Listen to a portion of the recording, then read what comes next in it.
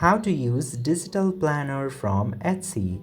Now if you want to use the digital planner from Etsy, you just simply need to open your Etsy app and search for digital planner in there. In order to do that, go to shop section and type digital planner.